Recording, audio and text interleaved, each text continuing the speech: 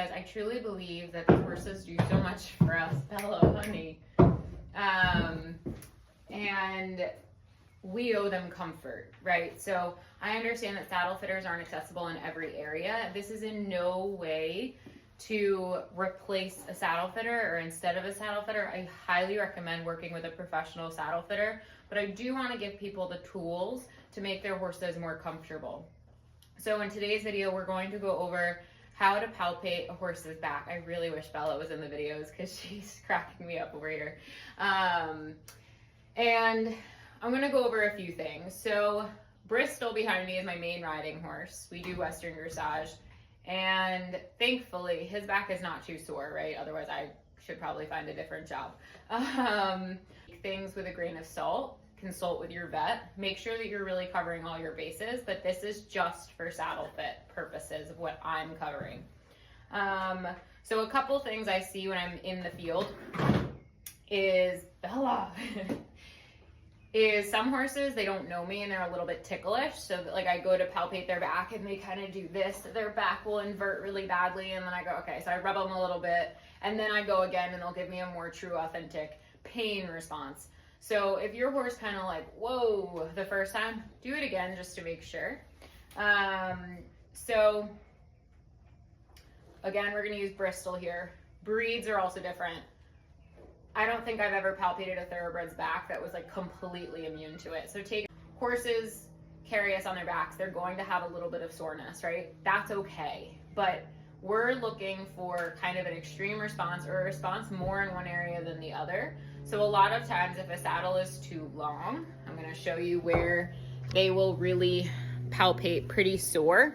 So if a saddle is too long, if I take my hand, or if it doesn't fit and it's hitting too hard on behind their T18, let's see. So here's Bristol, here's behind his shoulder, and then back here.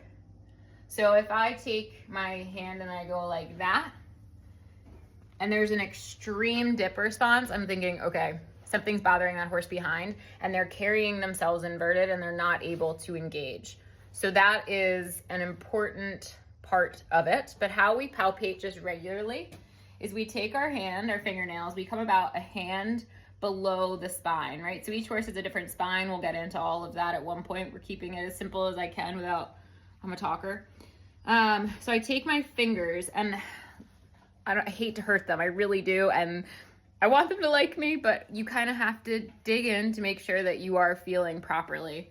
So I take quite a bit of pressure and I go all the way back, and then I'll do it in a couple different spots, right? So obviously it doesn't feel great and he's a little ticklish. And I do know that about Bristol. Even though he's a quarter horse, he's very ticklish.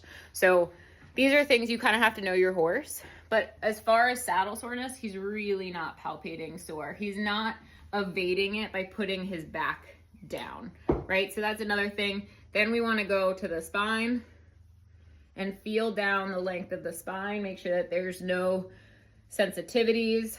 Put your fingers, obviously don't do this one too hard, but just run your fingers down their spine and make sure that there's no reactivity there. And that's kind of an overall, and you're gonna do that on both sides. One side will probably be more sore than the other. My guess is it's their weaker side, but sometimes it can be their stronger side because they kind of take over so much with that side. So that's kind of your basics of palpating. Please feel free to reach out to me. I will be offering virtual privates. So good luck, and I will be releasing more videos to come. She's wilder than an Oklahoma wind, where my world ends and where it begins. Sorry. She's hell on Quick distraction.